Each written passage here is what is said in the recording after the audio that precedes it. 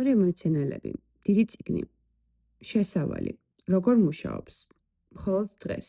არავის არასდროს მოწევია ხელი, ვინც გულმოდგინედ მიჰყვა ჩვენს გზას.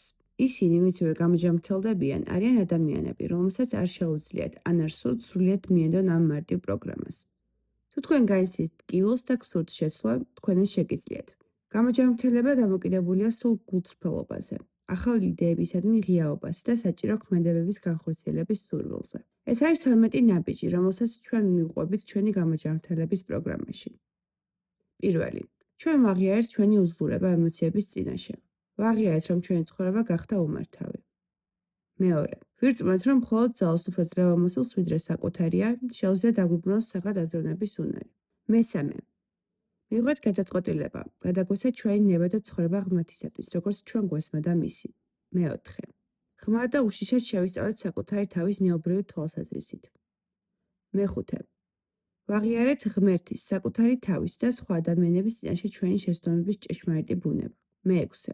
სრულიად მომამზადეთ იმისთვის, რომ ღმერთს მოეცილებინეთ ჩვენი ხასიათის დეფექტები. მეშვიდე.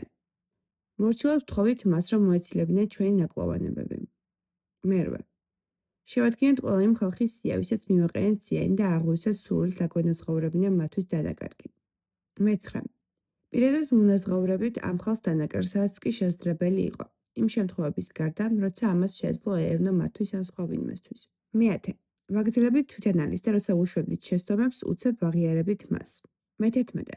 ლოცვისა და მედიტაციის საშუალებით ვცდილობდით გაგვეუმჯობესებინოთ ცნობიერი კონტაქტი ღმერთთან, როგორც ჩვენ გვესმოდა მისი. ლოცულობდით, რომ გაგვეგო მისი ნება, რომელიც უნდა აგვესრულებინა და ვითხოვდით ძალას ამისთვის. მეთორმეტე. მივაღწიეთ რა სულიერ გამოღვიძებას, სადაც მიგვიყვანა ამ ნაბიჯებმა. ვცდილობდით მიგვეტანა ჩვენი იდეების აზრის სხვა ადამიანებამდე და გამოგვეყენებინა ეს პრინციპები ყველა ჩვენს საქმეში.